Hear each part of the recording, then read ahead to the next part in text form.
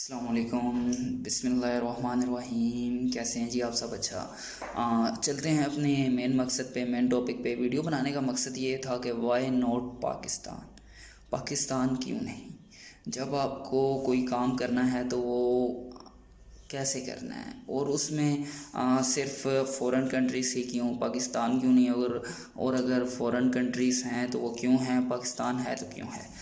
ठीक है, बिलफ़र्ज़ अगर आपके पास एक घर है जिसमें आप रह रहे हैं, उस पे एक पक्का ईंटों का घर है, ब्लॉक का घर है, किसी भी चीज़ का वटेवर। एक गांव में आप रह रहे हैं, आपके पास घर के बाहर थोड़ी सी ज़मीन है, ठीक है। आपके पास आप शहर में रह रहे हैं, घर पे छत है, ठीक है। यार छत पे एक कमरा छोटा सा बनवा लो, कमरे में कुछ भी बिज़नेस स्टार्ट कर सकते हो। तोते रख लो, एक अच्छी कॉलोनी बना लो फैंसी। ये सबस तोते नहीं समझ लेना, वो फैंसी होते हैं, उनमें अलग से उनकी एग्ज़ाम होती हैं। थोड़ा सा उस पर स्टडी करो, वो भी इंशाल्लाह आपको मुकम्मल गाइड करूँगा। हैचरी का बिज़नेस है, अगर आप किसी गांव में रहते हो तो मुर्गी का फार्म खोल सकते हो। हैचरी बिज़नेस है, काउ फार्मिंग है, बहुत तरह की है यार। इंसान करने वाला होना चाहिए, ठीक है, सब कुछ हो जाता है। तो मेरा मकसद ये था कि वाई नॉट पाकिस्तान, ठीक है, वीडियो बनाने का, कि आपको पाकिस्तान से बाहर ट्रैवल क्यों करना चाहिए, क्या वजह है। सबसे पहले तो हमारे मुल्क में करप्शन है मेन वजह, ठीक है। हमारे करप्ट लोग हैं, हम खुद करप्ट हैं, और किसी को हम कुछ नहीं कह सकते। हम छोटे थे, मुझे याद है जब हम लोग पढ़ते होते थे तो हमें 9 क्लास में पढ़ाया जाता था, सर सैयद अहमद ख़ां का सबक था, ठीक है। उन्होंने लिखा था जो पानी होता है ना, ठीक है, वो 5 साल में ढल जाता है। तो जो भी हुकूमत होती है वो राया के रवैये के मुताबिक होती है। राया कौन है? हम लोग हैं, अवाम है, ठीक है। तो हमारे रवैये के मुताबिक हमें गवर्नमेंट मिलती है, कि जैसे हम लोग हैं वैसी हमें गवर्नमेंट मिलती है, जैसे हम होंगे वैसी मिलेगी। अब अच्छी गवर्नमेंट आ जाए उसे हम खींच के अपने जैसा कर लेंगे, जो कि हमारे हालात हैं, हमारे इक़दार हैं, जो हमने अपने लिए बनाया हुआ है इस टाइम, ठीक है। तो पाकिस्तान इस वजह से नहीं, करप्शन है, कोई काम का सिस्टम नहीं है, इलेक्ट्रिसिटी मुकम्मल अवेलेबल नहीं है, लोड शेडिंग है, इश्यूज़ हैं। खैर उनके भी हल मौजूद हैं, वो नेक्स्ट वीडियोस में बताऊंगा। तो मेन चलिए अपने टॉपिक पे चलते हैं। मैंने आज तो बहुत लंबी वीडियो बनानी है, घंटे की, तो मुकम्मल आपके लिए एक चार्ट बना के लिखा हुआ है। वैसे कभी मैंने स्क्रिप्टेड राइटेड कभी मैंने वीडियो नहीं बनाई कि मैंने स्क्रिप्ट लिखी और उसके मुताबिक वीडियोस मैं बना रहा हूँ, ऐसा नहीं है, ठीक है। मैं जस्ट मेन सिर्फ 1-2 चीज़ें लिखी हैं जो कि मेरे माइंड से आउट हो रही थी, ठीक है। वो भी है, इंशाल्लाह आपको समझ आ जाएंगी। वीडियो एंड तक देखेंगे आपको समझ आ जाएगी। अच्छा, वाई नॉट पाकिस्तान, इसमें सबसे पहले था वाई यूरोप। आपको पाकिस्तान से यूरोप ही क्यों जाना चाहिए, ठीक है। तो खुद सोचें भाई, सबसे पहले तो है वहाँ की खूबसूरती। दूसरा ये खूबसूरती को छोड़ो, जो असल चीज़ है यूरो की कीमत 370 रुपये के लगभग जा रहा है, ठीक है। 70 से ऊपर ही जा रहा होगा, नीचे मुश्किल ही आ रहा हो, ठीक है। जब इतने का यूरो मिल रहा हो तो कौन नहीं जाना चाहेगा? कौन सिर्फ 70 रुपये कमाने के लिए जाएगा? कौन 370 के लिए जाएगा? ओबियसली ऐसा ही है, ठीक है। फिर उसके बाद है खर्चा, पैसे कितने लगते हैं। मेन टॉपिक ये आता है, ठीक है। तो जो सबसे मेन चीज़ है जो हमें सोचने वाली है और जिस पे हमें फोकस करना चाहिए, ठीक है, वो ये है कि इसमें खर्चा कितना आता है, ठीक है, यूरोप जाने में हमारा। मोस्टली हमारे पाकिस्तानी यही समझते हैं कि 15 लाख, 18 लाख, 20 लाख, 30 लाख, 40 लाख। नहीं, तुम पागल हो, गलत सोचते हो। गलत तुम्हें किसी ने इन्फॉर्म किया हुआ है, गलत इन्फॉर्मेशन तुमने कलेक्ट की है। तुम्हारे पास इन्फॉर्मेशन नहीं है, तुम्हें मोबाइल का यूज़ नहीं आता। यूज़ का मतलब ये नहीं है जैसे हम लोग एक बार बात नहीं करनी चाहिए, दोस्त है मेरा बहुत अच्छा, लेकिन चले मैं उससे फिर सॉरी भी कर लूँगा। टेस्ट दे रहे थे एक जगह, तो टीचर ने उससे पूछा कि do you know how to use mobile, and he said yes sir I know. And teacher said what type of softwares do you know, and what he said I know Instagram, YouTube, TikTok। तो आप लोगों को भी यही आता है, Instagram, Facebook, YouTube, TikTok चलाना, इसके अलावा कुछ भी नहीं आता, ठीक है। इसके अलावा अगर आता तो इन्फॉर्मेशन गैदर करना आती, गूगल जाके उसको अच्छे से यूज़ करना आता। मोबाइल आपके पास है, लेकिन आप बाहर जाने के लिए ट्रैवल एजेंट को 30 लाख 40 लाख दे के यूके जाते हो। तुम जाते हो, मैं नहीं जाता। तुम इतने पैसे अपने वेस्ट करते हो, मैं नहीं कर रहा, ठीक है। तो इतने इतने 30-40 लाख क्यों वेस्ट करने, जो काम 4 लाख में हो सकता है, जो काम 8 लाख में हो सकता है, उसमें 80 लाख देने की क्या ज़रूरत।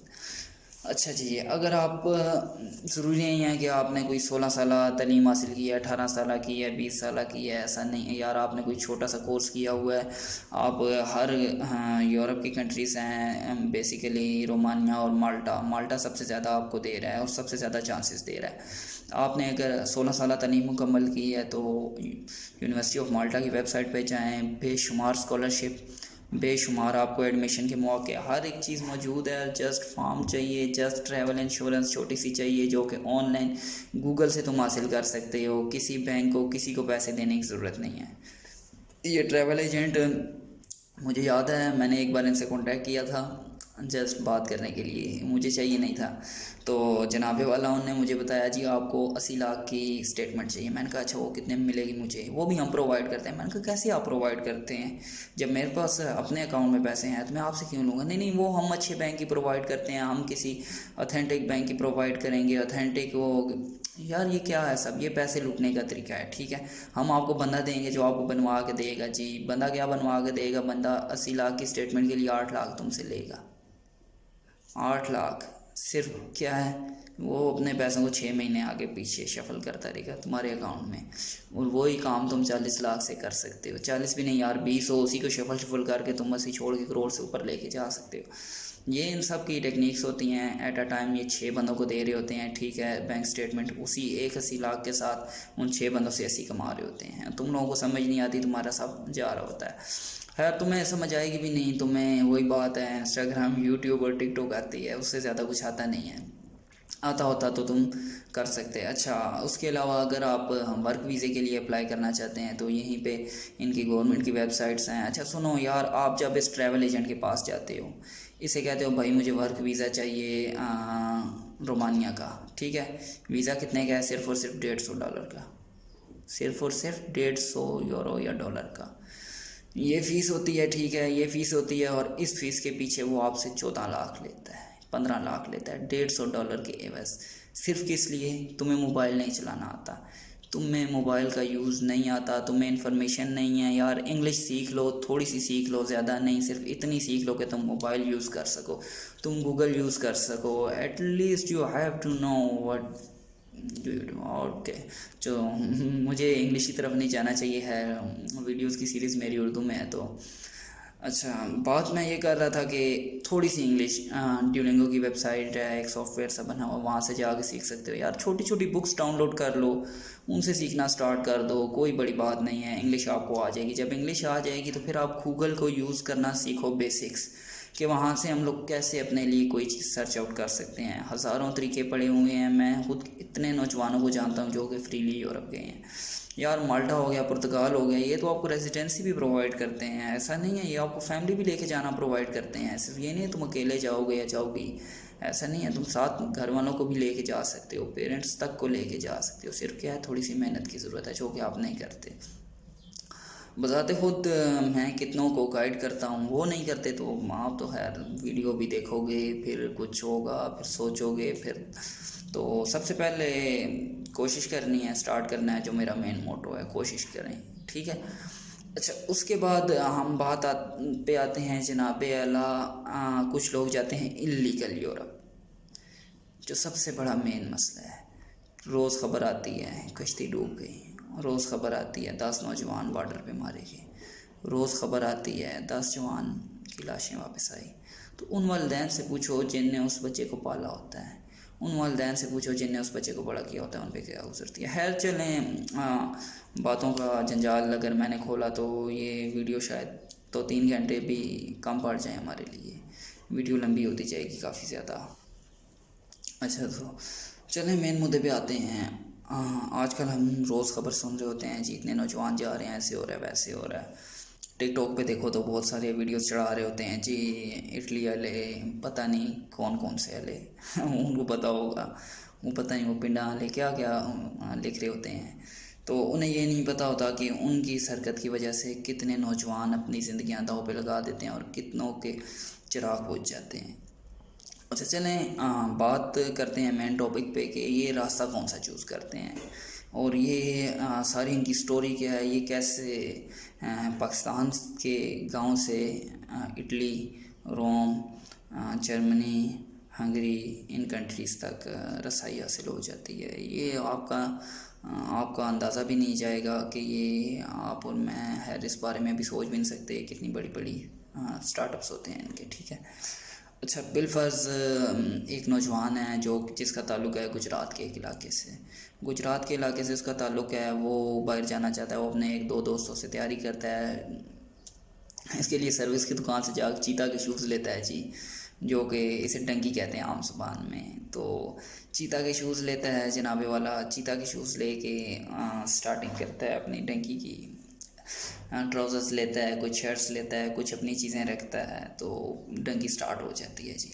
डंकी स्टार्ट होती है गुजरात से, ठीक है। गुजरात से आगे ये लोग मूव करते हैं। इनको मुख्तलिफ़ बस अड्डों के ज़रिए, मुख्तलिफ़ ट्रैवल्स के ज़रिए, मुख्तलिफ़ इन चीज़ों के ज़रिए ना ये लोग मतलब मूव करना स्टार्ट करते हैं। ये लोग मूव करना स्टार्ट करते हैं बसों के ज़रिए, वैगनों के ज़रिए, ट्रेनों के ज़रिए। इनको फैसलाबाद, ठीक है, गुजरात से होते हुए फैसलाबाद पहुंचाया जाता है, ठीक है। उसके बाद इनको बरास्ता झंग मुल्तान पहुंचाया जाता है, ठीक है। जब इनको मुल्तान जनाबे वाला पहुंचाया जाता है तो मुल्तान जाके इनको कुछ स्टे करवाया जाता है, ठीक है। इनको कुछ वहाँ पे स्टे करवाया जाता है ताकि मतलब कुछ रेस्ट चेस्ट कर लें या इस तरह जो भी सीन है, ठीक है। उसके बाद इनको वहाँ से मुल्तान से डीजी हान ले जाते हैं।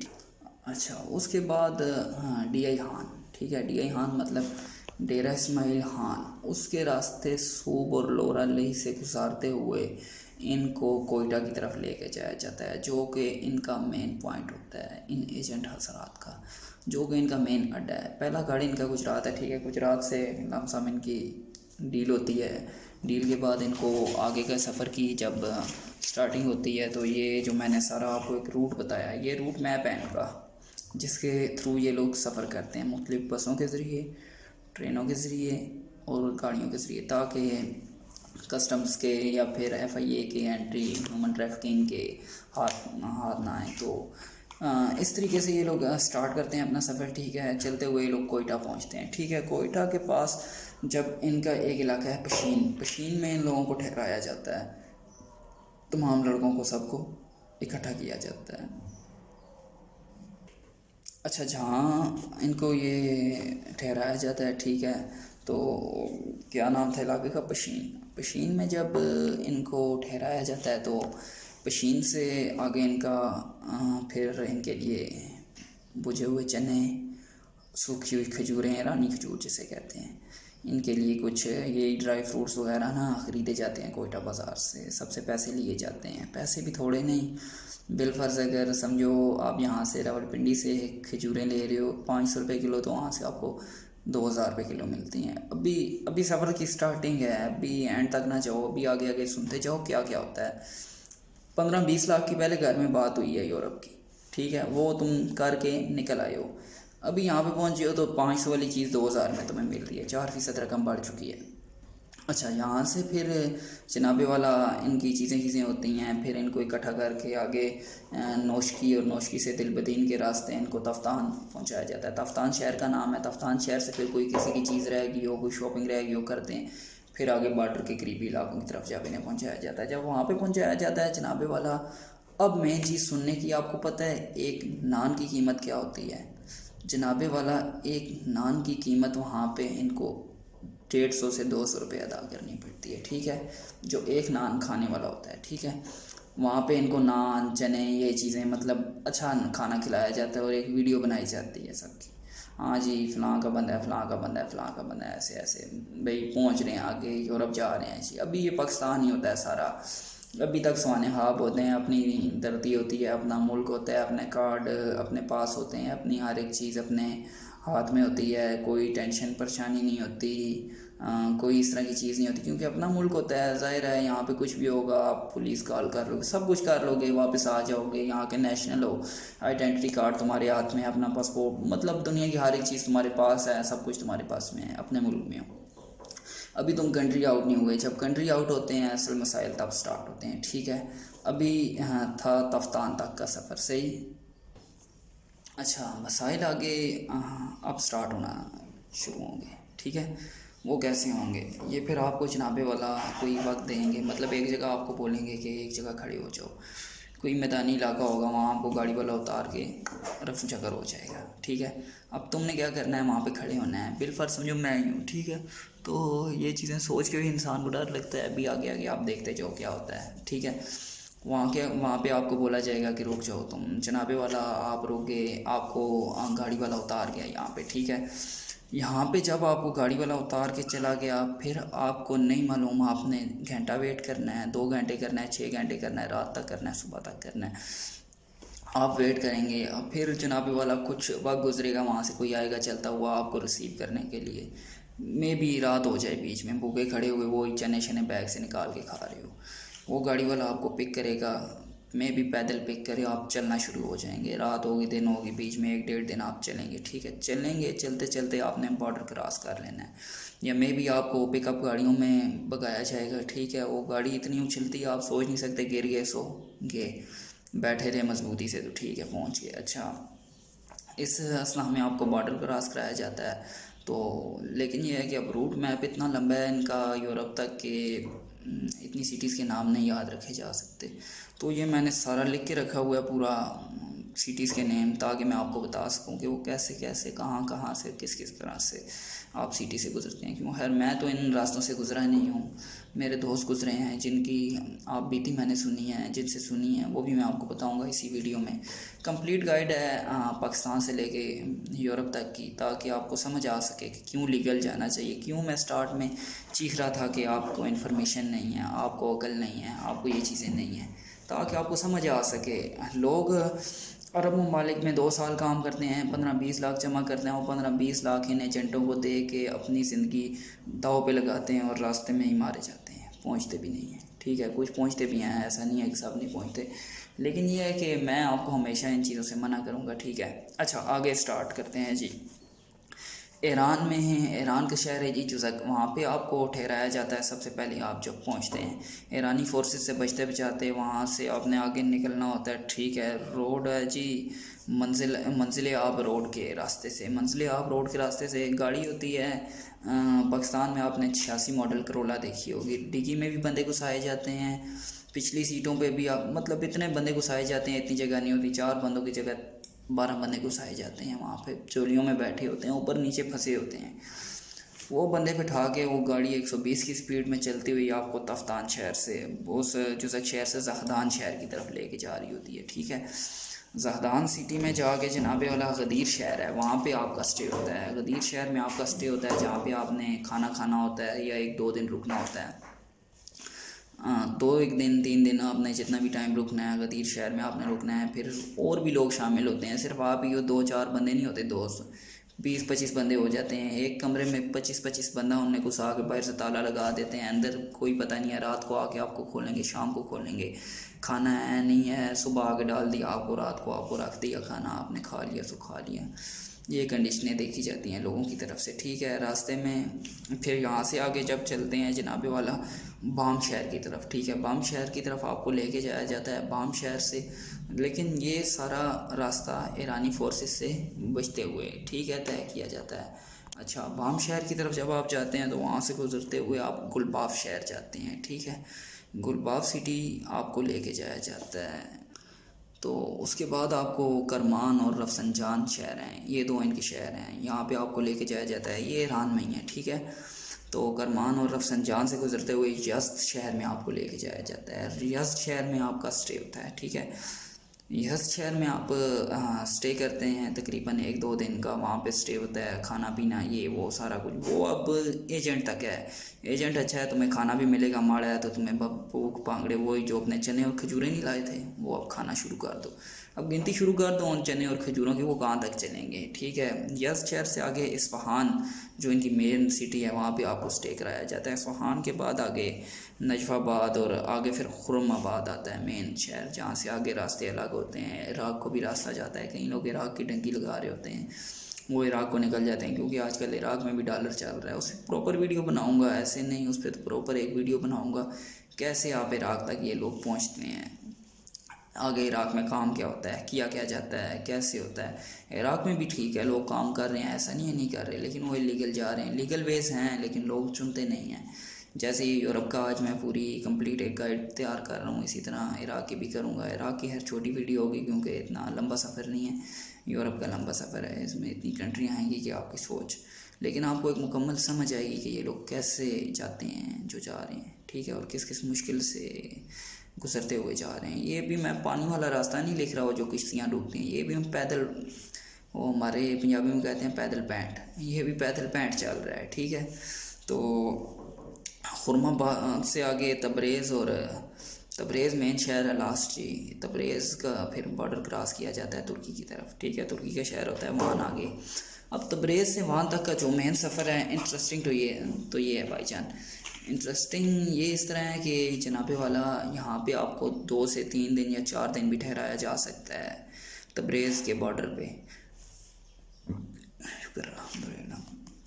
तबरेज़ ईरान के बॉर्डर पे आपको 2 से 3 दिन या 4 दिन भी ठहराया जा सकता है। वो किस तरह, उधर एक पानी की नहर है और इतनी ठंडी नहर है, इतनी ठंडी नहर है, इतनी के हम बर्फ़ कह सकते हो उसको।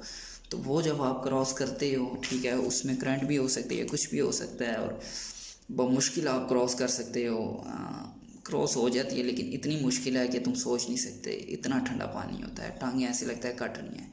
उसको क्रॉस करके आपने तुर्की इंटर होना होता है, फिर तुर्किश फोर्सेस और डॉग्स से बचना होता है, उनसे बच के फिर आपको वान सिटी लेके जाया जाता है, ठीक है, तुर्की का शहर है वान। जब आप वहाँ पहुँचते हैं कोई सुकून की सांस लेते हैं, जी आते तो हम यूरोप में आ गए, क्योंकि आप अंग्रेज़ लोगों को उस तरह की रोड्स ये वो डेवलपमेंट देखना स्टार्ट हो जाते हैं। आप एशिया से निकल चुके होते हैं, आप यूरोप की तरफ जा रहे होते हैं, ठीक है, तो आप काफ़ी कुछ आपको चेंज नज़र आ रहा होता है जो वहाँ तक ज़िंदा सलामत पहुँचते हैं। ये जो पीछे ईरान वाला रास्ता था ना, इधर एक और पहाड़ियों वाला भी रास्ता है, वहाँ पे तो रास्ते में मरे हुए लोग नज़र आते हैं, कटे हुए लोग नज़र आते हैं, आपको कुत्ते खा रहे होते हैं, फिर पता नहीं क्या क्या मैंने सुना है, हड्डियाँ पड़ी होती हैं, ढांचे पड़े होते हैं, ये चीज़ें रास्ते में लोगों को नज़र आई हैं, ठीक है, पहाड़ियों वाले। ज़रा सा पाँव सिर का इंसान गया, अल्लाह पाक माफ़ करें, अल्लाह पाक दुश्मन के साथ भी ऐसा ना करें। तो कोशिश यही करनी चाहिए, लीगल जाना चाहिए, इलीगल नहीं जाना चाहिए, ठीक है, बार बार मैं आपसे ये रिक्वेस्ट कर रहा हूँ। अच्छा, हम पहुँचे थे वान सिटी तक, ठीक है, वान सिटी है, उसके बाद आपको अनातालिया लेके जाया जाता है, अंतोलिया आपको लेके जाया जाता है, फिर तो आप उसके बाद आगे बसरा, और बसरा के बाद इस्तांबुल सिटी। अच्छा, कुछ लोगों का सफ़र होता है सिर्फ इस्तांबुल सिटी तक, ठीक है, इस्तांबुल सिटी तक जिनका सफ़र होता है वो जनाबे वाला इस्तांबुल सिटी में ही रुक जाते हैं, ठीक है।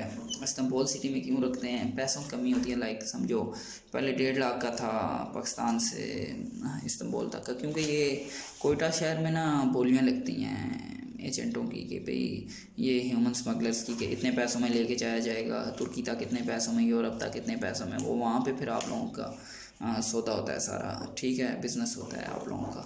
तो बिज़नेस भी किसका, आप इंसानों का, कि कितने पैसों में कहाँ तक आपको पहुँचाया जाएगा, ठीक है, और कौन सा एजेंट आपको लेके जा रहा है, किसका बंदा आपको लेके जा रहा है, कौन आगे रिसीव कर रहा है, क्या हो रहा है आपके साथ। रास्ते में आपको और कोई बांध लेता है, आपको कोई बंदी बना लेता है, आपके घर वालों से पैसों की डिमांड करता है, अंदाज़ा इस चीज़ से करो कि यार आप अगर ना लीगल तरीके से डॉक्यूमेंट्स के साथ किसी एजेंट के थ्रू आप जा रहे हैं दुबई, आपको स्टार्टिंग में बताएगा भाईजान 4 लाख लगेंगे, जब आपका काम एंड पहुंचेगा, जिस दिन उसने आपके हाथ में टिकट हर चीज़ पकड़ानी होगी, उस दिन वो आपसे 4 का 5 वसूल करेगा।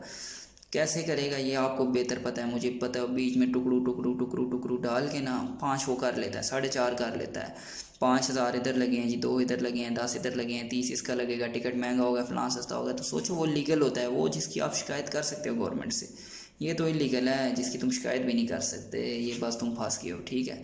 अगर आप वो 20 का 30 भी तुमसे वसूल करना चाहें तो करेंगे, खैर इनकी भी ज़ुबान होती है, उनका भी अपना सिस्टम होता है, ऐसा नहीं होता होगा। तो है, मेरे दोस्त वगैरह गए थे, उनके साथ ऐसा नहीं हुआ था।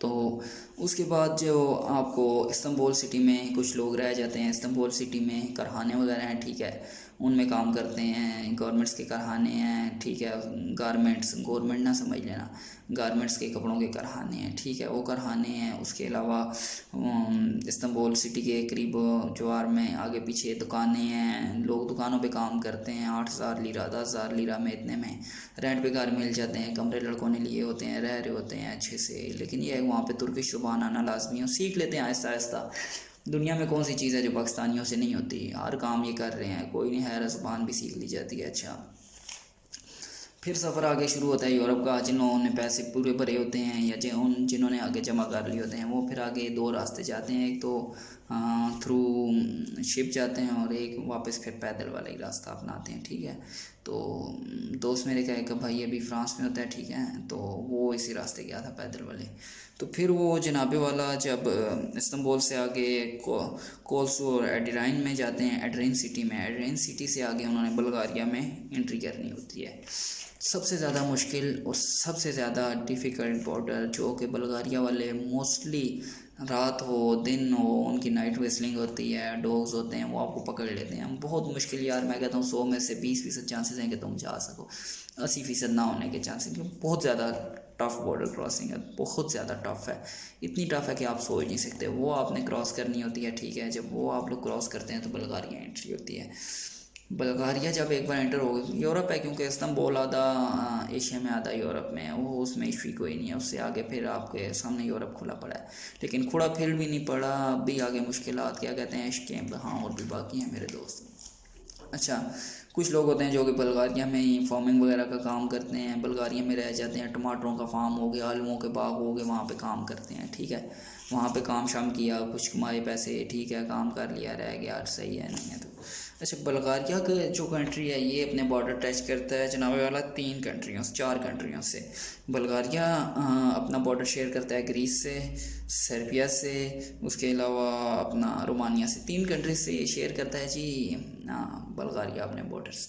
तो हर तरह के रूट हैं आगे। मोस्टली इनकी जो मंजिल होती है जर्मनी होती है, स्विट्ज़रलैंड होती है, इटली होती है, इन डंकी वालों की। ठीक है, तो आपको बुल्गारिया पहले लेके जाया जाता है, फिर बुल्गारिया से आगे रोमानिया। ठीक है, इनका बॉर्डर भी बहुत ज़्यादा सख्ती है, इतनी सख्ती है कि हम सोच नहीं सकते।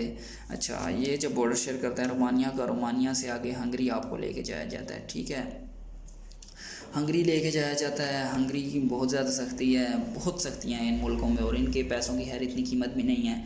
फिर आगे टैक्सी की टंकी होती है, पैदल टंकी होती है, बहुत सारे तरीक़ों की टंकियाँ होती हैं। अच्छा, ऐसे होता है यहाँ पे कुछ पॉइंट्स बने होते हैं जहाँ पे आपको रोका जाता है, फिर आपके घर वालों से पैसे वसूल किए जाते हैं। बड़ा सिस्टम होता है वहाँ पे, आप लोगों को ब्रेड्स वगैरह दी जाती हैं, ब्रेड्स आप खाते हैं।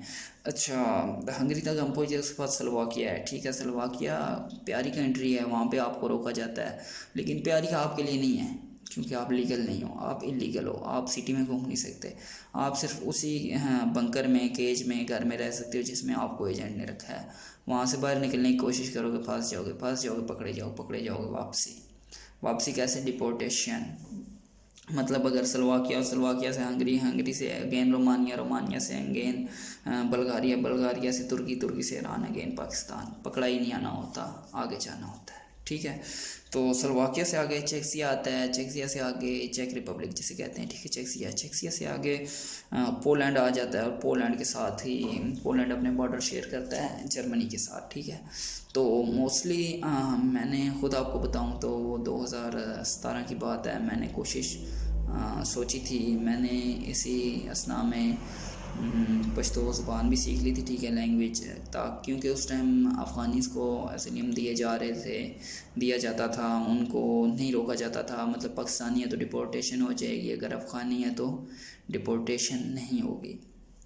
तो मैंने पश्तो लैंग्वेज कंप्लीट उस टाइम सीखी थी। इवन मैंने ये भी प्लान किया हुआ था कि अफ़गान में जाके अफ़गान कार्ड बना लूँगा और उसके थ्रू मेरी टंकी ईजी हो जाएगी, लेकिन मुझे नहीं पता था कि अल्लाह पाक ने नसीब में क्या लिखा है। बेहतरी लिखी है, अल्हम्दुलिल्लाह सुम अल्हम्दुलिल्लाह, बेहतरी लिखी है, जो कि मैंने इस तरह का कोई बचकाना फ़ैसला नहीं किया या कोई इस तरह का अहमकाना कदम नहीं उठाया, वरना आज वला मैं किस हाल में होता मैं नहीं जानता। ठीक है, तो जर्मनी पहुंचने के बाद इनके आगे फिर तो बॉर्डर शेयर करता है जर्मनी अच्छी कंट्रीज़ के साथ, जिसमें स्विट्ज़रलैंड है और बेल्जियम है।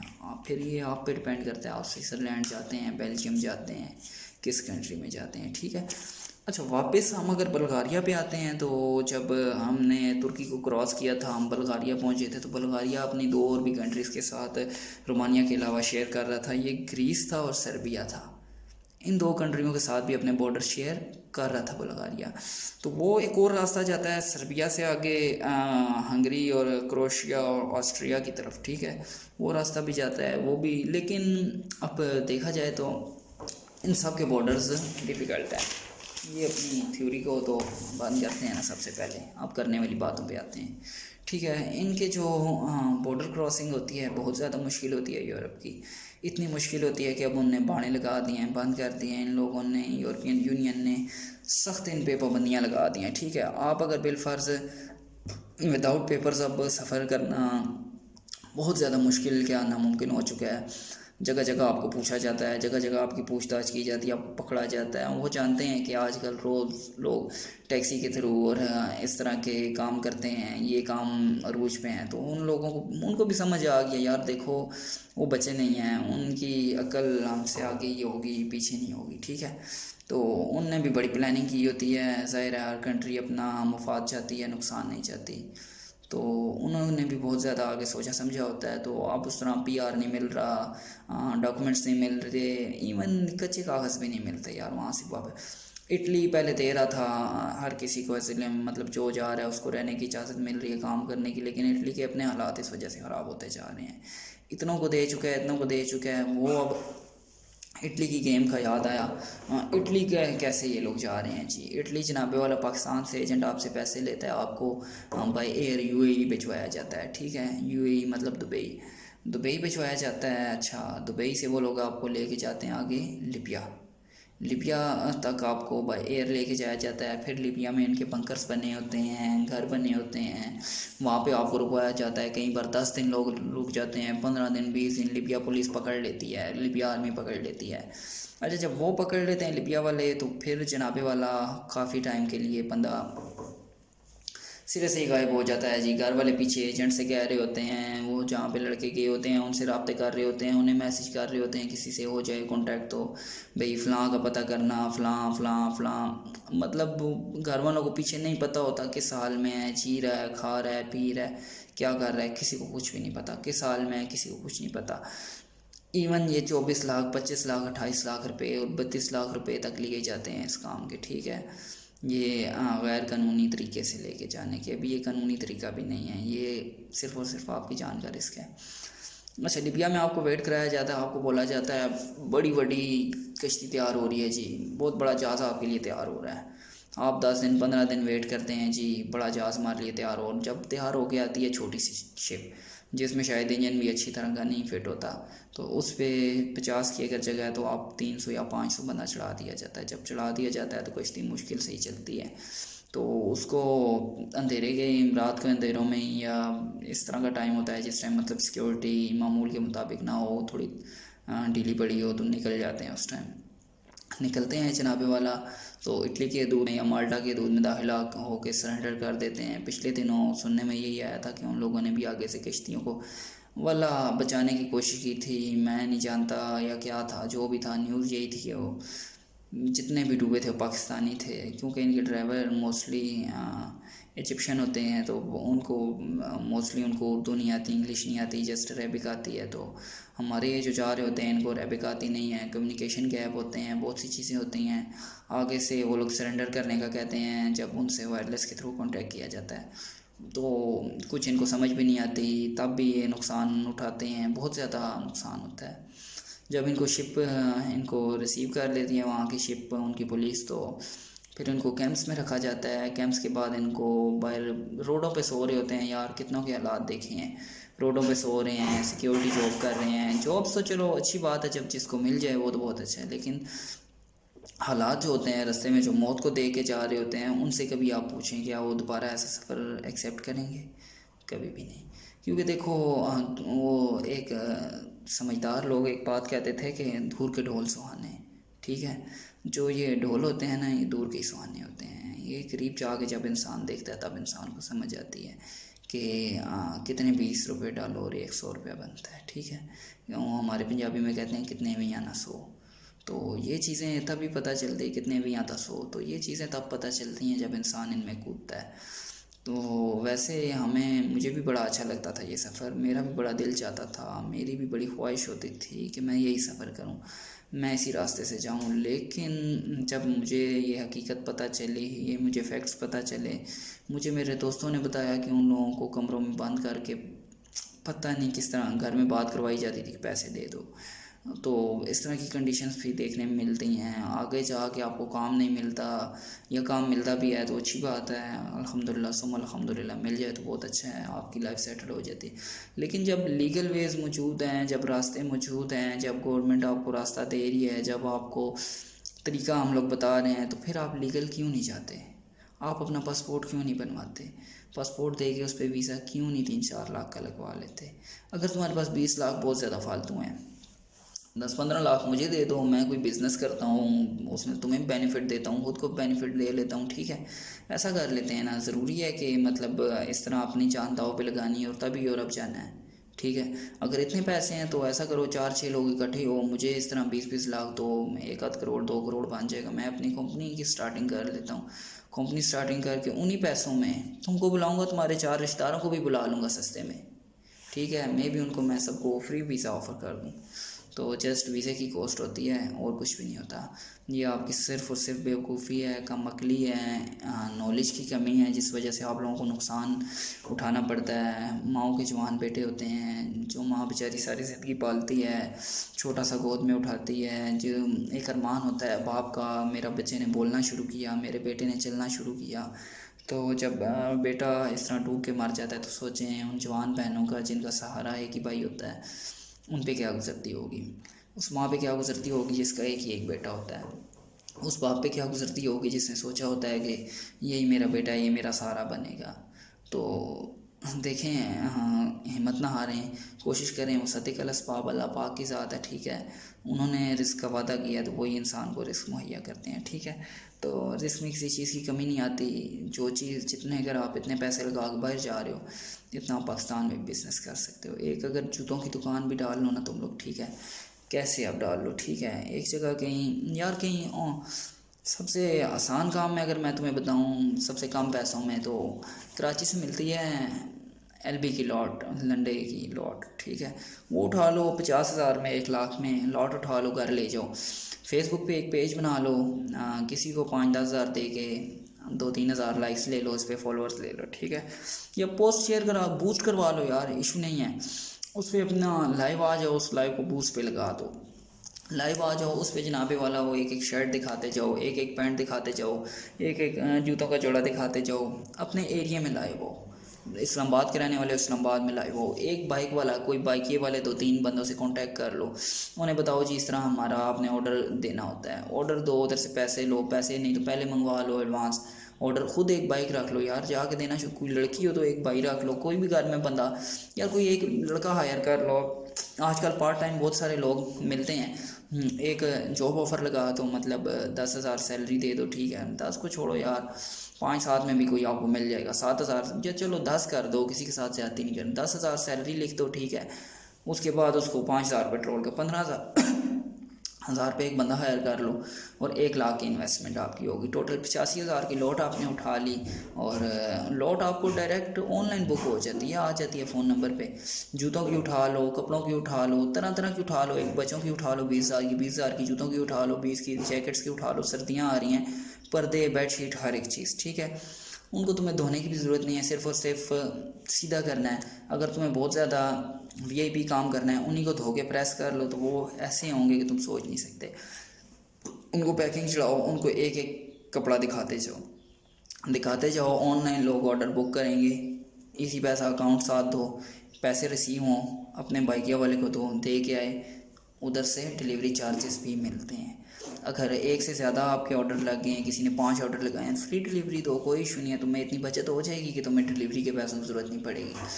इवन लड़के के बाइक के जो तनख्वाह होगी, पेट्रोल के पैसे होंगे, वो इसी डिलीवरी चार्जेस में से आपने पूरे करने हैं। तो बहुत अच्छा कारोबार है। घर बैठ के कमरे के अंदर, सिर्फ एक कमरे के अंदर एक कारोबार हो सकता है, कमरे से बाहर निकलने की ज़रूरत नहीं है। आजकल लोग लाखों रुपए दे के अमेज़ॉन कोर्सेज़ कर रहे हैं, पता नहीं कौन कौन से ऑनलाइन कोर्सेज़ कर रहे हैं, मुझे तो समझ नहीं आती। लोग कहते हैं जी ऑनलाइन काम दे रहे हैं आपको और आपसे इन्वेस्टमेंट मांग रहे हैं, आपको काम दे के आपसे ही पैसा मांग रहे हैं, ऐसे ऐसे लोग आपको मिलेंगे। तो मुझे हैरत होती है ऐसे लोगों पे और ऐसे पैसे देने वालों पे भी। इवन अपने मेरे दोस्त कई बार मुझे कहते हैं यार ऑनलाइन काम आया, मैं कहता हूँ जी बताओ, अच्छा 7,000 इन्वेस्टमेंट है, 10,000 इन्वेस्टमेंट है, इतने यार मुझे 7,000 10,000 से फ़र्क नहीं पड़ने वाला। लेकिन ये है कि देखो हम क्यों अपने पैसे इस तरह ज़ाया करें। हमें अकल है, अल्लाह पाक ने हमें दिमाग दिया है, उसको इस्तेमाल करने का कहा है। ऑनलाइन काम भी करना है, किसी तरीके से करना है, किसी हिसाब से करना है। कोई कारोबार करना है ना, बिज़नेस करना है। कारोबार कोई चीज़ होगी, गिलास है तो बेच रहा हूँ ना, जब है ही नहीं है तो मैं बेचूँगा क्या। आइडिया भी बेच सकता हूँ, लेकिन आइडियाज़ बेचने के लिए अलग से एक फीवर बनाई हुई है वेबसाइट, वहाँ पे जाके अकाउंट बनाओ, आइडियाज़ अपने सेल करो, ठीक है, किसी को अपनी सर्विसेज प्रोवाइड करो, ठीक है। ऐसा नहीं होता कि मैं जस्ट कहूँ जी मोबाइल चलाने से आइडियाज़ मेरे सेल हो जाएंगे, ऐसा नहीं है। आइडियाज़ सोचने से आते हैं, आइडियाज़ करने से आते हैं, आइडियाज़ इस तरह की चीज़ों से आते हैं। तो एक बेहतरीन और बेस्ट आपको आइडिया दिया है बिज़नेस का, ठीक है, आप कर सकते हो घर में बैठ के। आप अगर फीमेल हो, आप हाउसवाइफ हो, आप कोई बहन हो जो स्टडी कर रही है, आप कोई मेरे भाई हो जो स्टडी कर रहे हैं, जॉब कर रहे हैं, इवन रात के टाइम उसके पास टाइम होता है 2 घंटे का, डेली 2 घंटे भी अगर देता है, लाइव आता है, उसकी अपनी इतनी ऑडियंस हो जाएगी यार। टिकटॉक पे लाइव लोग आ रहे हैं, वहाँ पे आके लोग बेच रहे हैं चीज़ें। टिकटॉक पे अकाउंट बनाओ, फेसबुक पे बनाओ, इंस्टा पे बनाओ, हर एक चीज़ पे वीडियो बनाते जाओ, डालते जाओ, सिर्फ सामने मोबाइल का कैमरा रखना है और इस तरह चीज़ उठा के, हाँ जी ये गिलास है 20 रुपये इसकी कीमत है, जिसने लेना है ऑर्डर कीजिए जी, ये ऐसे देख लें, ऐसे देख लें, ऐसे ऐसे। मतलब एक यार सेल्स की ट्रिक है ना, दिखानी होती है चीज़, अगले बंदे को पसंद करवानी होती है। लोग खुद आपको ऑर्डर करेंगे, इतना ऑर्डर आएगा कि आप सोच नहीं सकोगे। हमेशा जॉब करने वाला बंदा हमेशा नौकर रह जाता है, जो नौकरी करता है। जो बिज़नेस करता है वो हमेशा आप जाता है, ठीक है। तो सबसे अभी मैंने आपको छोटा बिज़नेस और सबसे आसान बिज़नेस बताया है। बहुत सारे बिज़नेस आइडियाज़ हैं मेरे पास, इतने हैं जो आप सोच नहीं सकते। घर में बैठ के आप ये सब काम कर सकते हैं, ठीक है। और इतने ज़्यादा काम है कि आप नहीं सोच सकते। मेरे पास इतने ज़्यादा आइडियाज़ हैं, आपको मैं दूंगा इंशाल्लाह, साथ साथ अपनी वीडियोस बनाता रहूँगा। फ़िलहाल तो मेरी आज की वीडियो यही थी, ठीक है। और हाँ, एक और चीज़ याद आई, आखिर में जाके आपसे शेयर कर रहा हूँ, सॉरी मुझे लेट याद आई है। मोस्टली हमारे ये पठान लोग डंकी लगाते हैं, पंजाबी लोग भी लगाते हैं, लेकिन पठान किस वजह से लगाते हैं? पासपोर्ट नहीं बन रहा। पासपोर्ट क्यों नहीं बन रहा, इसकी भी वजह है। इसकी क्या वजह है ये आपको ख़ुद पता होनी चाहिए। ये आपने उन लोगों से शेयर करना है, ठीक है, मेरे उन भाइयों से, मेरी उन बहनों से जिनका नहीं बन रहा। क्यों नहीं बन रहा, क्या वजह है? बिलफ़र्ज़ मैं रावलपिंडी के रहने वाला हूँ, मैं कराची के रहने वाला हूँ। मैं जब लाहौर में जाकर पासपोर्ट अप्लाई करूँगा तो लाहौर वाले मुझे क्यों देंगे जब मैं सिंध का हूँ? वो मुझे नहीं कहेंगे जाओ अपने इलाके में जाकर बनवाओ। ऐसा ही है, same as it is. KP का एड्रेस है और पंजाब में आ रहे हैं, केपी का एड्रेस है और कश्मीर जाके कहेंगे जी हमें पासपोर्ट बना दो, फिर कैसे बनेगा यार आपका पासपोर्ट? आपको एटलीस्ट एक दिन के लिए केपी जाना पड़ेगा पासपोर्ट बनवाने के लिए। आपका एड्रेस सिंध का है, आपको एटलीस्ट एक दिन सिंध जाना पड़ेगा अपने पासपोर्ट के लिए। आपको कोशिश करनी पड़ेगी, मेहनत करनी पड़ेगी, पासपोर्ट बन जाएगा, पासपोर्ट बन जाएगा, ऑनलाइन अप्लाई कर सकोगे, बाहर जा सकोगे। ये तो उन लोगों के लिए मेरी सीरीज़ हैं जो लोग मुल्क से बाहर जाना चाहते हैं। जो मुल्क में रह के कारोबार करना चाहते हैं उनके लिए इतने आइडियाज़ हैं, इतने आइडियाज़ हैं, आप सोच नहीं सकते, इतने मेरे पास हैं। सिर्फ क्या इन्वेस्टमेंट चाहिए, ज़्यादा भी नहीं, सिर्फ 1 लाख की इन्वेस्टमेंट, 10,000 से भी स्टार्ट हो सकता है। आगे आगे स्टार्टअप आइडियाज़ में आपको देता जाऊँगा। कोशिश आपने करनी है, स्टार्टिंग आपने करनी है, आइडियाज़ मैंने प्रोवाइड करने हैं। आगे मदद करने वाले ज़ात अल्लाह पाक की है, उनका नाम लेके आपने शुरू करना है और इंशाल्लाह मेहनत से शुरू करना है। ऐसे ही शुरू नहीं कर देना कि भाई बस शुरू कर दिया, इंशाल्लाह शुरू करना है, इंशाल्लाह बेहतरी होगी। कोशिश लाजमी करनी है, ठीक हो गया। तो उम्मीद है आप सबको मेरी बातें समझ आई होंगी, मेरी कोई बात बुरी ना लगी होगी। अगर किसी भी वीडियो देखने वाले को मेरी कोई बात बुरी लगी हो तो तहे दिल से माज़रत चाहता हूँ। मेरा मकसद सिर्फ़ और सिर्फ ये है कि किसी गरीब को नुकसान ना हो। मेरा मकसद ये है किसी गरीब को कोई आँच ना पहुँचे। मेरा मकसद ये है कि गरीब भी बाइज़्ज़त रोज़गार कमा सकें। मेरा मकसद ये है कि गरीब भी बाइज़्ज़त तरीके से रोटी खा सकें। मेरा मकसद ये है कि गरीब ख़ुदकुशी ना करें। मेरा मकसद ये है कि गरीब अपने घर का बिल अदा कर सके। मेरा मकसद ये है कि गरीब की उम्र जब 20 साल से ऊपर हो जाए, गरीब की उम्र जब 20 साल से ऊपर हो जाए और वालिदैन की उम्र ढलने लगे, तो गरीब उनको एटलीस्ट कुछ तो लेके दे सके। मेरा मकसद ये है कि वालिदैन की जो खुशी होती है वो आप हासिल कर सकें, वालिदैन की जो दुआएं होती हैं वो आप हासिल कर सकें, अपनी औलाद के लिए कुछ कर सकें, अपने बच्चों के लिए कुछ कर सकें, अपनी वाइफ के लिए कुछ कर सकें, अपने हस्बैंड के लिए कुछ कर सकें, अपने बहन के लिए कुछ कर सकें, अपने भाई के लिए कुछ कर सकें। आप जो भी हैं, आप औरत हैं, आप आदमी हैं, आप जैसे भी हैं यार, एटलीस्ट मैं ऐसे लोगों को भी जानता हूँ, उनसे भी मैं वाकिफ़ हूँ। अब अल्लाह पाक उनको सेहत ज़िंदगी तंदुरुस्ती दे, जो बहुत ज़्यादा मैंने बुरी कंडीशन में देखे हैं, लेकिन उनको दिल हारते नहीं देखा। मुझे एक बात इसी चीज़ से याद आ गई है। एक बार की बात है, शायद 2 साल पहले की 3 साल पहले की बात है। पाकिस्तान में था मैं, तो मैं इतना ख़ास मेरे पास काम काज नहीं था, मतलब कोई ख़ास बिज़नेस सेटअप नहीं था, कुछ भी नहीं था, जॉब नहीं थी, फ्री था, घर में था। तो मुझे एक दिन पता नहीं क्या हुआ, बातों बातों में मुझे गुस्सा आया, बहुत ज़्यादा मैं अपसेट था। इवन ये था कि मैं घर से निकल गया। कंडीशन ये थी कि मेरी आंखों में आंसू आ रहे थे, लेकिन लोग देख रहे थे, रो भी नहीं सकता था। मैंने चलना स्टार्ट कर दिया एक पार्क की तरफ। वहाँ पे गया तो वहाँ पे जाके मुझे एक भाई मिला। उसकी कंडीशन जब मैंने देखी तो मुझे अपना गम बहुत छोटा लगने लग पड़ा। वो कहते हैं दुनिया में कितना गम है, मेरा गम कितना कम है। मुझे शुक्र अल्हम्दुलिल्लाह उस वक्त मैंने अदा किया, अल्लाह पाक का शुक्र अदा किया कि या अल्लाह मैं 3 वक्त का खाना खा रहा हूँ। शुक्र अल्हम्दुलिल्लाह, मैं अल्लाह पाक का शुक्र अदा कर रहा हूँ। मैंने उस वक्त शुक्र अदा किया। तो ये शुक्र ही है जो आपको यहाँ से यहाँ लेके आता है। ये शुक्र ही है जो आपको कख से लख का कर देता है। ये शुक्र ही आपको ज़ीरो से हीरो कर देता है। शुक्र ही है सब कुछ। आप और मैं कुछ भी नहीं है। आप और मैं नादान हैं, हम नादान हैं, हम कुछ भी नहीं जानते। हम उस साथ की मसलहतों को कहाँ पहुँच सकते हैं? हमें आइडिया ही क्या है? हमें तो इतना नहीं पता कि इस मोबाइल को यूज़ कैसे करना है, हमें तो इतना नहीं पता कि इसमें क्या यूज़ करना है।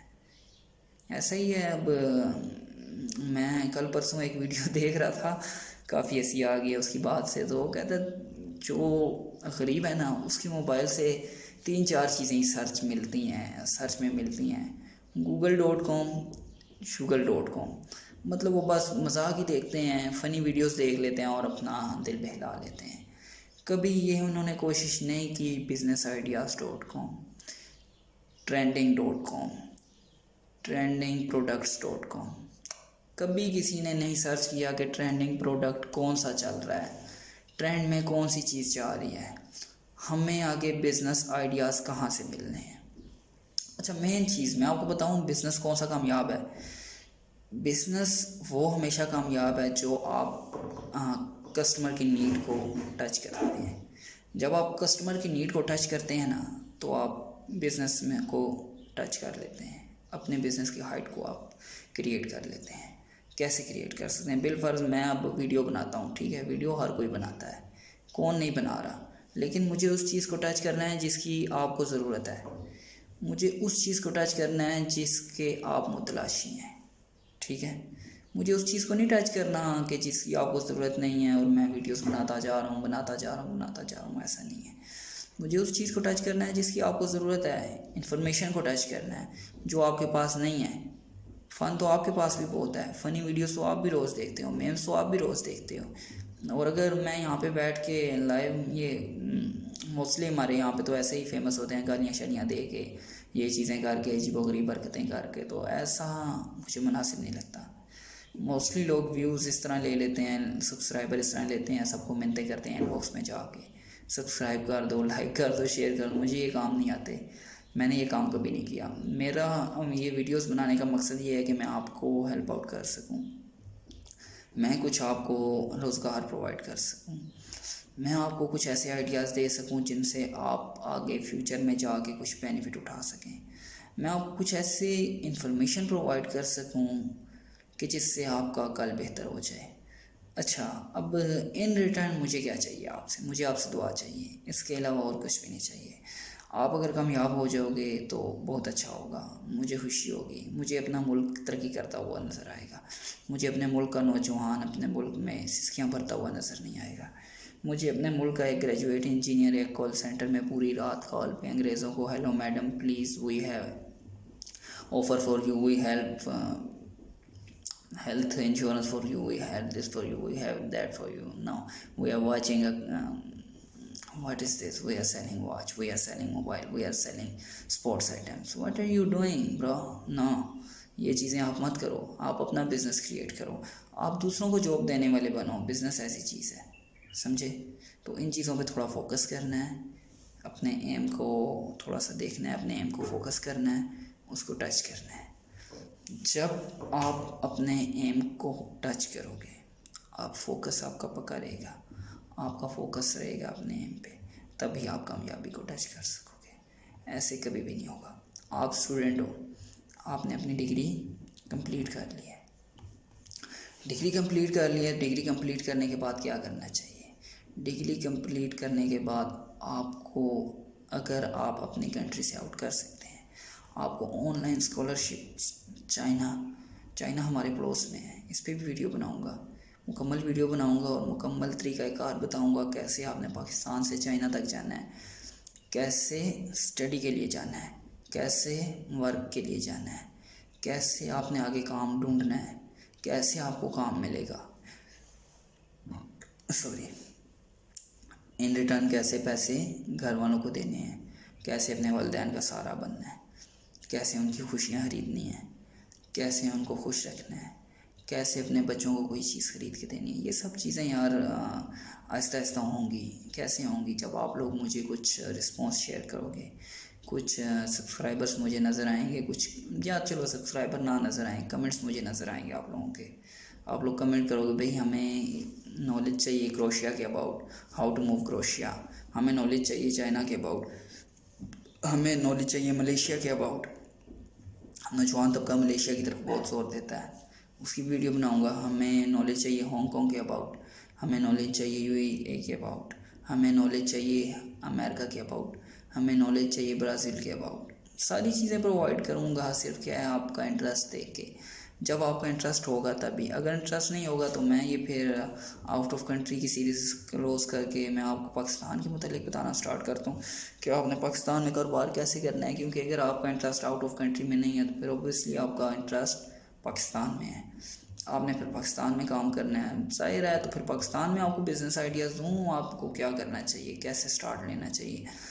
अगर आपके पास 1 लाख है तो आप क्या कारोबार कर सकते हैं, 2 लाख है क्या कारोबार कर सकते हैं। ये लोग, आप लोग कमेंट भी कर सकते हैं कि सर मेरे पास 1 लाख है, मेरे पास 50,000 है, मैं बिज़नेस करना स्टार्ट करना चाहता हूँ, तो काइंडली मेरे लिए एक ब्रीफ वीडियो बना दीजिए। उस 50,000 को लेके 3-4 ऐसे कारोबार बताऊँगा जो कि चल सकते हैं और जिससे आपको बेनिफिट हो सकता है, एक लॉन्ग टर्म आपको बेनिफिट हो सकता है, वो बताऊँगा।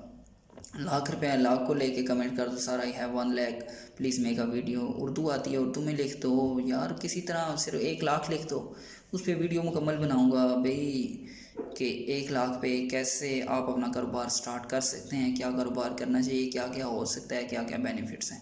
अब ये नहीं कि मैं मतलब अब एक काम ख़त्म हो चुका है घड़ियों का तो घड़ियों की दुकान डाल के बैठ गया हूँ, वो नहीं चलेगी भाईजान। काम वो कर, टीवी की दुकान डाल के बैठ गया हूँ, ऐसा नहीं होगा। काम वो करना है जो ट्रेंड में चल रहा है, आइडिया वो आगे लाना है जो नीड है, ठीक है। Business always working on needs, ठीक है। तो बिज़नेस तभी चलता है जब आप नीड्स के मुताबिक वर्क करते हैं, ऐसे कभी भी नहीं चल सकता। तो 2 लाख है, 2 लाख का कमेंट करोगे, 3 है, 4 है, 5 है, 10 है, 20 है, 40 है, 50 है, करोड़ है, जितना भी है उतना कमेंट करोगे, बताओगे sir I have this amount and I want to start job from outside from our country, तो मैं वो भी बताऊंगा। अगर आपने कंट्री में कोई बिज़नेस स्टार्ट करना है मैं वो भी बताऊंगा। जो लोग गल्फ़ कंट्रीज़ में जाना चाह रहे हैं वो भी कमेंट कर सकते हैं, उनको भी प्रॉपर गाइड्स मैं पेश करूंगा, प्रॉपर वीडियोस बना के गाइड की कि आप कैसे किस कंट्री में किस तरह मूव कर सकते हैं। अच्छा, ये भी बताऊंगा कि गल्फ़ कंट्रीज़ के लिए आपको CV कैसी चाहिए, मोस्टली तो आप लोगों की सीवी नहीं अच्छी होती। हमारे पाकिस्तान में मैं खुद ऐसी सीवी बनाता था। आई बोर्न इन फलां city, I grew up there, I completed my matriculation from there, I completed my intermediate from there, I completed my masters from there. और नहीं यार, ये चीज़ें नहीं चाहिए उसको। ये चीज़ें नहीं चाहिए कि तुम कहाँ पे पैदा हुए, तुम्हारे वालिद का नाम क्या है, तुम्हारी एज कितनी है, तुम्हारे मतलब मैट्रिक तुमने कहाँ से किया, फिर इंटर तुमने कहाँ से किया, बैचलर्स कहाँ से किया, ग्रेजुएशन कहाँ से, मास्टर कहाँ से, यार डॉक्टरेट PhD कहाँ से। ये चीज़ें उसको नहीं चाहिए तुम्हारी। उसको सिंपल चीज़ें चाहिए, तुम्हारा नाम क्या है, तुम्हारा पासपोर्ट नंबर क्या है, तुम्हारी नेशनैलिटी क्या है, और तुम्हारा लास्ट 5 ईयर्स का, 2 ईयर्स का, 3 ईयर्स का एक्सपीरियंस क्या कह रहा है। उसने वो चीज़ें चेक करनी है जो उसको चाहिए। उसको वो चीज़ें नहीं चाहिए जो तुम फालतू में बता रहे हो, उसका टाइम वेस्ट कर रहे हो। अच्छा, तो अपनी सीवी पे सबसे पहले आपने फोकस करना होगा आउट ऑफ कंट्री के लिए। पाकिस्तान के लिए तो चल जाती है सिर्फ नाम नंबर और वो ही कहानी सारी जो हम लोग सुनाते हैं। यूरोप के लिए वो सीवी नहीं चलती, अरब के लिए वो सीवी नहीं चलती। एक यहाँ पे ये लोग एक्सपीरियंस मांगते हैं आपसे। यहाँ पे फ्री वीज़ाज़ दिए जाते हैं, कोई पैसे नहीं लिए जाते। फ्री वीज़ाज़ की भी अपॉर्चुनिटीज़ बहुत सारी आती हैं। काफ़ी सारे दोस्तों को मैं बताता रहता हूँ, स्पेशली मैं वीडियोस बनाता हूँ। पाकिस्तान में अगर कोई जॉब्स आती हैं मेरी नज़र में, मैं उनके लिए वीडियोस बनाता हूँ। आउट ऑफ कंट्री अगर कोई जॉब्स आती हैं उनके लिए मैं वीडियोस बनाता हूँ। उनके लिए खैर अभी मैंने इतनी स्टार्ट नहीं की थी, क्योंकि मैं रिस्पॉन्स पे डिपेंड करता हूँ, डिपेंडेंट हूँ। रिस्पॉन्स जैसा आएगा मैं वैसी वीडियोज़ क्रिएट करूँगा। तो ये सब चीज़ें आपके रिस्पॉन्स पे हैं जी। अब देखते हैं आप लोग कैसा रिस्पॉन्स करते हैं। अच्छा, बातों बातों मुझे एक और बात याद आ गई कि आपको और एक हैचरी का मैं बिज़नेस आपको बता रहा था। ठीक है, हैचरी होती हैं लेइंग एग्स हैंस, ठीक है, जो कि अंडे देने वाली मुर्गियाँ। ये हैचरी इनकी एक किस्म है, ठीक है। ये भी कर सकते हैं। और आप उसके अलावा एक होती है एक वाइट डॉटेड हैंस, उनका बिज़नेस होता है। ये बहुत बड़ा बिज़नेस है सर। ये अपने आप में एक इतनी बड़ी बिज़नेस है, एक इंडस्ट्री है कि आप सोच नहीं सकते। लेकिन है ये आप लोगों को भी समझ नहीं आएगा। आप लोग अभी जस्ट जो मैंने आपको बताया है कि ये लंडे बाज़ार का बिज़नेस हो गया सबसे पहला, ठीक है। सेकंड मैं आपको बता देता हूँ कि आप कोई कपड़े का बिज़नेस स्टार्ट कर सकते हैं, ठीक है। आप बिलफर्ज कपड़ा मंगवा लीजिए थोड़ा, ठीक है। और 2 औरतें कोई ऐसी जो कि औरतें हो जाएं, आदमी हो जाएं, कुछ ऐसे गारमेंट्स का भी आप स्टार्ट कर सकते हैं। इसी तरह आप थोड़ा सा स्टॉक मंगवा लीजिए। वो हर कपड़े का मैं बाद में बताता हूँ, मुझे रोकनी पड़ रही है बात। आप गारमेंट्स का थोड़ा सा स्टॉक मंगवा लीजिए गारमेंट का, ठीक है।